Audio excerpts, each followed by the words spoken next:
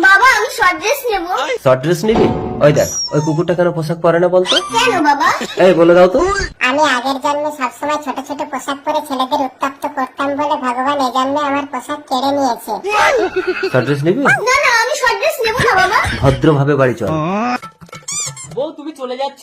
তোর ঘর আমার এই ঘরে, গতর খাটালে যে কেউ রেখে দেবে। হ্যাঁ হ্যাঁ যাও যাও, দুনিয়াটা ঘুরে একবার দেখে আসো। বাড়িতে কেউ আছে? দিদি আপনাদের বাড়িতে আমাকে কাজে রাখবেন? না না এত কচি বয়সের মেয়ে রাখা যাবে না, আমার স্বামী আছে ঘরে। যাও যাও। কচি বয়স দেখে কেউ তো কাজ দিতে চাইছে না, যার ঘরে যাই সেই বলে স্বামী আছে। বেলাও তো গেল, রাতটুকু তো কোথাও থাকতে হবে না। এবার যার ঘরে যাব আগে শুনে নেবো তার ঘরে স্বামী আছে কিনা। কি চাই? দিদি আপনার স্বামী আছে ঘরে? কেন কি করবে? না রাতটুকু একটু শুতাম। কি হয়েছে গো? এই তুমি ওকে চেনো? না তো।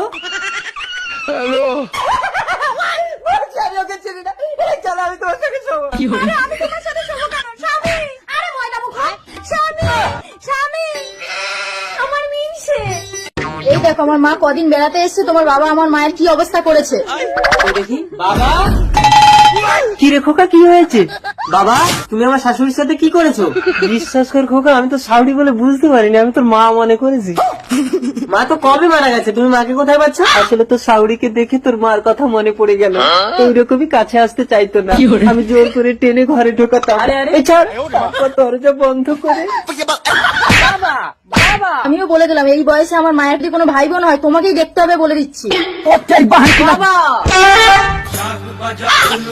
তাহলে স্বামী আমি তোমার কে হই? আদরের বোন। শোন খেজুর, আজ একটা আইবুড়ো সুন্দরী দিদিমণি তোকে পড়াতে আসবে। শোন, ম্যাডামের সামনে শুশু ফেলে বলবি না, তাহলে শিশু বেলা কি বলবো বাবা? বলবি গান করবো। বলবো গান করবো। দিদিমণি আপনি কি বাচ্চাকে পড়াতে এসেছেন? আপনার কি মনে হয় আমি বাচ্চাকে দুধ খাওয়াতে এসেছি? আয় খেজুর করবি আয়।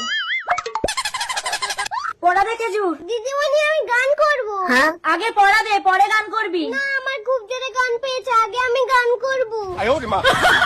পড়াতে এসে গান? তোর বাবা শুনলে কি বলবে? আচ্ছা ঠিক আছে, তুই আমার কানে কানে গান করতে পারবি? হ্যাঁ পারবো। আস্তে আস্তে আমার কানে গান কর। কানে গান করবো? ঠিক আছে করছি।